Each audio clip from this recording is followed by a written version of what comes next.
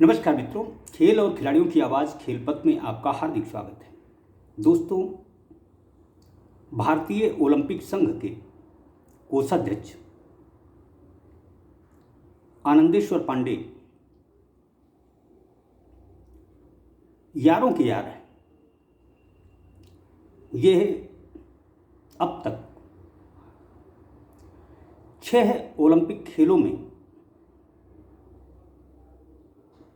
जा चुके हैं। ये न सिर्फ स्वयं जाते हैं बल्कि नौकरशाहों को भी तफरीह कराने के लिए अपने साथ ले जाते हैं। भारतीय ओलंपिक संघ के कोषाध्यक्ष होने के साथ साथ आनंदेश्वर पांडे उत्तर प्रदेश ओलंपिक संघ के सचिव तथा लंबे समय तक भारतीय हैंडबॉल महासंघ के भी पदाधिकारी रहे हैं। हमने पिछले एपिसोड में आपको बताया था कि आनंदेश्वर पांडे जी नौकरशाहों को खुश रखने की कला जानते हैं। वह न सिर्फ फर्जीवाड़े में सिद्धहस्त हैं बल्कि किसे किस तरह खुश रखना है इस कला में भी माहिर है। हम आपको बता दें कि खिलाड़ियों और टीम के साथ भेजने वाले या जाने वाले सदस्यों का पूरा खर्चा भारतीय खेल मंत्रालय वहन करता है। इसके लिए बाकायदा खेल मंत्रालय अनुमति देता है। हम आपको बता दें कि हमारे देश में खिलाड़ियों को सुविधाएं बेशक मिलने में दिक्कत होती हो, खेलनहार यानी खेल महासंघों में पदस्थ अधिकारी, इनको कभी कोई दिक्कत नहीं होती। आनंदेश्वर पांडे जैसे लोगों को तो कतई नहीं, क्योंकि ये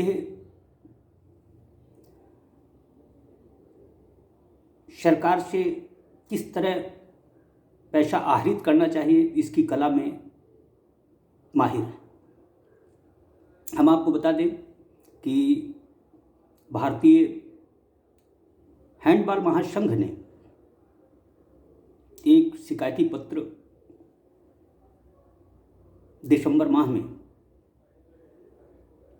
पुलिस अधीक्षक रोहतक को दिया है, जिसमें पांडे द्वारा किए गए फर्जीवाड़े का विस्तार से जिक्र है। हम आपको बता दें कि आनंदेश्वर पांडे कुशीनगर जनपद के कोटवा धन्नी पट्टी के मूलतः निवासी हैं। ये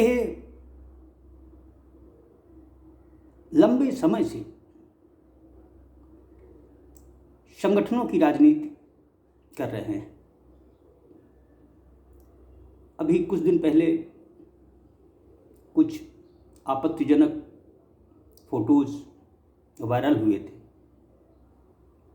खैर, ये उनका अपना व्यक्तिगत मामला है, लेकिन जिस तरह से उन्होंने भारतीय हैंडबॉल महासंघ के खजाने को खाली किया है, वह उनका निजी मामला नहीं हो सकता। हम आपको बता दें कि पांडेय पर शिकायत है कि वित्तीय वर्ष 2015-16 के लिए बैलेंस शीट में रियो ओलंपिक के लिए अधिकारियों को भेजने के लिए खरीदे गए टिकटों का खर्च 6,33,476 रुपये है। जबकि यहाँ उल्लेख करना उचित है कि टिकटों की कोई प्रति उपलब्ध नहीं है। इतना ही नहीं, वित्तीय वर्ष 2016-17 के लिए बैलेंस शीट में रियो ओलंपिक में भाग लेने के लिए उन्होंने 20,21,465 रुपये की राशि का खर्च दर्शाया है। जबकि भारतीय हैंडबॉल टीम ने कभी ओलंपिक के लिए क्वालिफाई नहीं किया है और कभी भी ओलंपिक में भाग भी नहीं लिया है। दूसरे, उन्होंने 7,78,112 रुपये का एक और खर्च दर्शाया है जो कि समझ से परे है।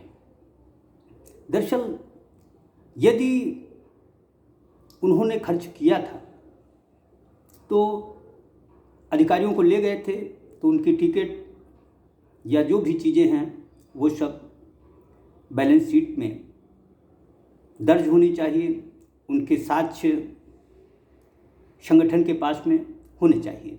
जांच में पाया गया कि ये सब कुछ हुआ नहीं। दरअसल इसकी होता भी कैसे? पांडे जी न केवल ओलंपिक खेलों में जाने वाले पदाधिकारियों में हमारे ख्याल से एक कीर्तिमान बना चुके होंगे, क्योंकि शायद ही कोई भारतीय खेलनहार 6 बार ओलंपिक खेलों में गया हो। पांडे जी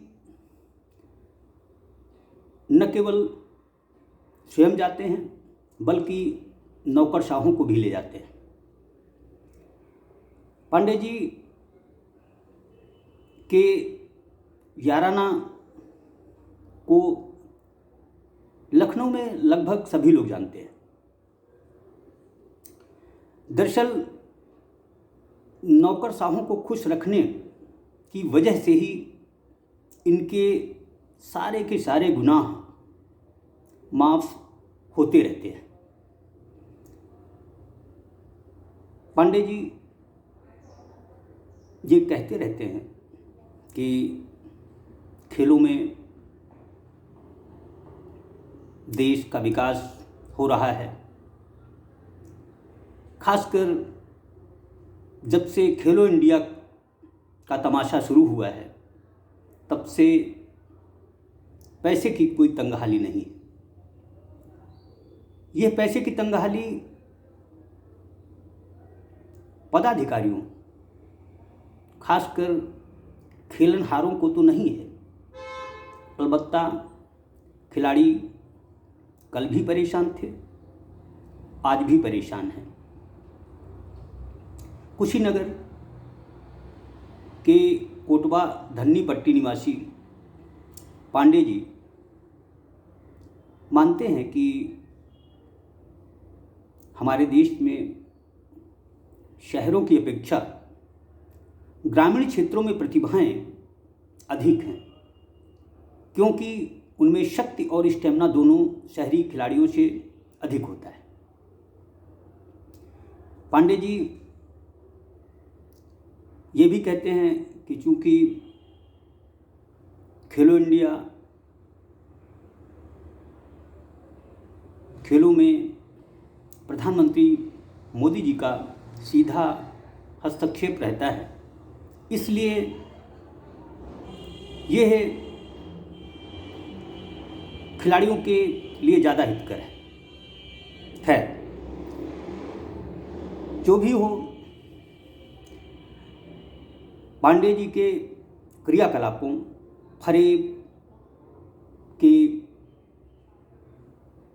दस्तावेज बताते हैं कि उन्होंने रियो ओलंपिक के दौरान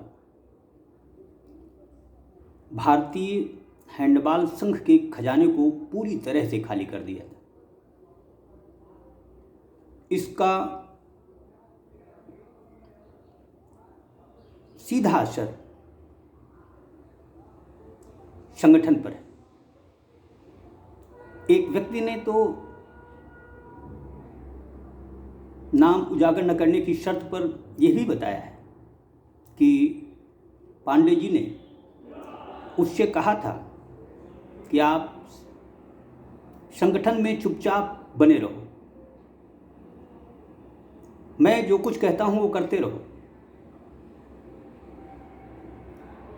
आप पैसे कमाओ, मज़े में रहो, दुनियादारी के पचड़ों में मत पड़ो। लेकिन उस शख्स को यह सब मंजूर नहीं था। यही वजह है कि पंगा बढ़ता गया और आज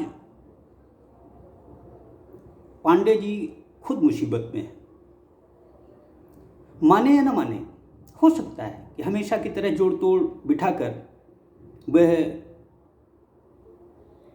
बच निकलें, लेकिन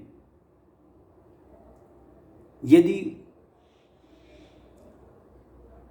दस्तावेजों की सही तरीके से जांच हुई तो सच मानिए पांडे जी को जेल जाने से कोई भी शख्स बचा नहीं सकेगा।